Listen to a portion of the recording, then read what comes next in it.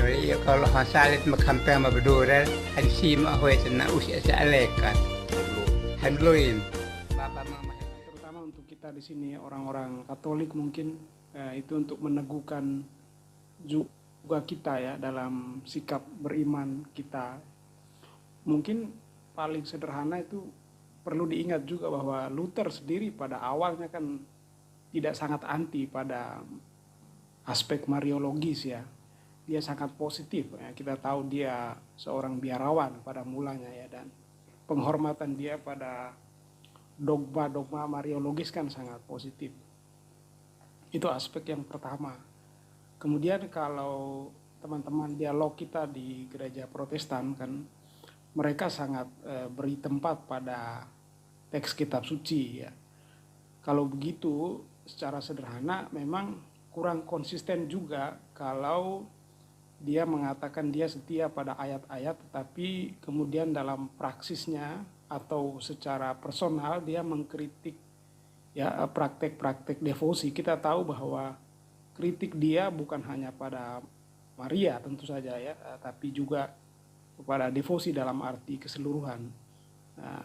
Kalau tema kita di Mariologis ini kita tahu bahwa jelas juga disebut beberapa ayat di sana dia sebagai Bunda Allah, itu yang menjadi dasar untuk dogma-dogma kita. Jadi itu sangat menarik karena kalau kita memperhatikan dogma Mariologis kan tidak per se berbicara tentang Maria sendiri gitu loh. Nah, tadi yang dibahasakan oleh Romo Patris itu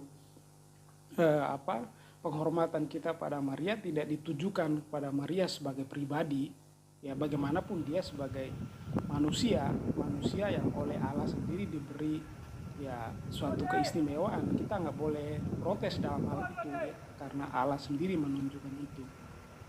Jadi dalam arti itu yang saya mau tekankan ialah bahwa penghormatan orang-orang Katolik pada Maria itu juga pasti ada catatannya untuk kita ya. Kalau ada fenomena orang yang terlalu berlebihan dalam praksis penyembahan ya, maka penting bagi kita juga untuk menempatkan penghormatan itu dalam rangka kita melihat Maria dari segi seluruh sejarah keselamatan ya kan. Kita nggak pernah berbicara tentang Maria sebagai pribadi, kita berbicara tentang Maria, menghormati dia dalam rangka kristologi, dalam rangka soteriologi, dalam rangka trinitas ya kan. Dia punya tempat di sana ya. Dia tidak pernah menggantikan aspek-aspek itu dalam penghormatan kita ya.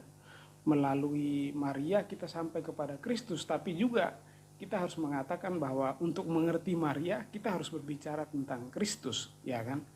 Aspek itu penting sekali. Untuk mengerti Maria ya kita harus berbicara tentang doktrin yang lain. Nah itu tadi yang saya mau katakan.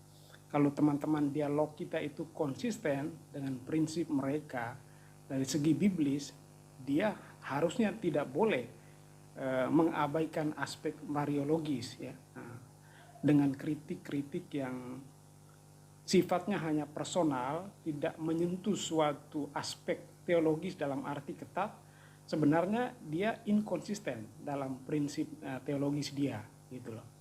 Jadi kita kuatkan aspek itu bahwa kita memberi penghormatan dalam rangka pemahaman teologis yang utuh, bukan Maria per se gitu ya. Nah ini menarik karena tadi ya semua dogma mariologis itu praktis kita perhatikan itu berarti di sana kristologis, berarti di sana soteriologis. Kita tidak bisa memahami inkarnasi peristiwa firman menjadi daging lalu mengabaikan Maria. Nah, itu yang dikritik oleh para bapak gereja kan. Agustinus mengatakan ya, kalau saya percaya pada Kristus kemudian menolak ibunya, saya percaya sekaligus tidak percaya. Nah, itu inkonsistensi dalam iman, itu tidak tepat. Juga dari segi cara berpikir ya, logika ya. Kamu tidak konsisten dalam sikap kamu ya. Saya kira di situ ruang untuk kekuatan kita untuk menunjukkan aspek mariologi sebagai seluruh teologi kita.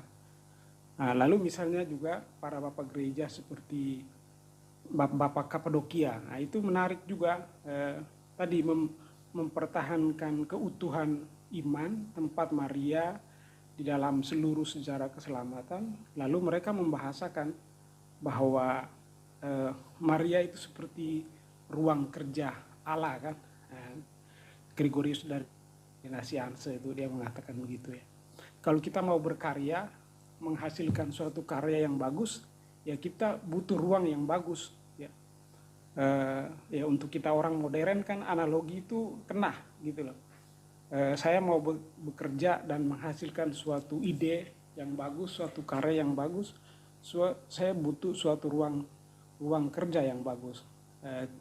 Logika sederhananya begitu.